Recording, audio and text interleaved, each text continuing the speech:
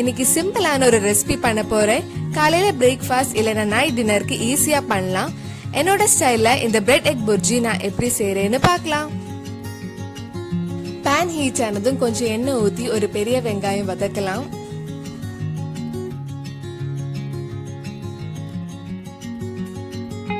வெங்காயம் கொஞ்சம் வதங்கினதுக்கு அப்புறம் 1 டேபிள் ஸ்பூன் இஞ்சி பூண்டு பேஸ்ட் ஆட் பண்றேன்.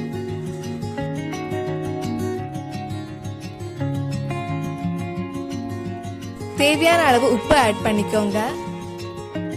இனி மசாலா ஆட் பண்ணலாம். 1/2 டேபிள் ஸ்பூன் மஞ்சள் பொடி, 1 டேபிள் ஸ்பூன் மிளகாய் பொடி, 1 டேபிள் ஸ்பூன் மல்லிப்பொடி, 1/2 டேபிள் ஸ்பூன் நல்ல மிளகு பொடி, கடைசியா 1/2 டேபிள் ஸ்பூன் கரம் மசாலாவும் ஆட் பண்ணலாம். இதுல soya and tomato sauce use பண்ணிருக்கேன். 1 tablespoon soya sauce, 2-3 tablespoon tomato sauce add பண்ணிருக்கேன். நீங்க டொமேட்டோ சாஸ் பதிலா ஒரு தக்காளி மிக்சியில கூட அரைச்சு போடலாம்.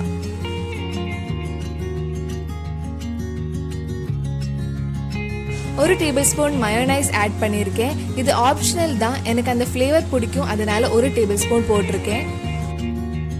3 முட்டை எடுத்திருக்கேன். இது கொஞ்சம் பீட் பண்ணிட்டு நம்ம வதக்கின வெங்காயம் கூட ஆட் பண்ணலாம்.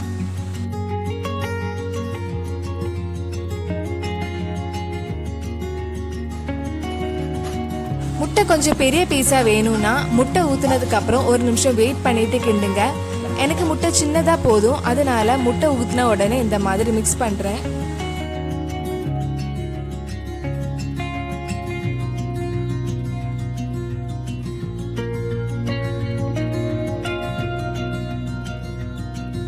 முட்டை வெந்ததுக்கு அப்புறம் ஸ்கொயரா கட் பண்ண பிரெட் இது கூட ஆட் பண்ணலாம். நான் 7 பிரெட் ஸ்லைஸ் எடுத்திருக்கேன். நீங்க 5 இல்லைன்னா 7 பிரெட் ஸ்லைஸ் கூட எடுக்கலாம். நல்லா மிக்ஸ் பண்ணிக்கோங்க. 2-3 டேபிள் ஸ்பூன் தண்ணி ஆட் பண்ணிட்டு இன்னும் கொஞ்சம் நல்லா மிக்ஸ் பண்ணலாம். 5 நிமிஷம் லோ ஃப்ளேம்ல இருக்கட்டும்.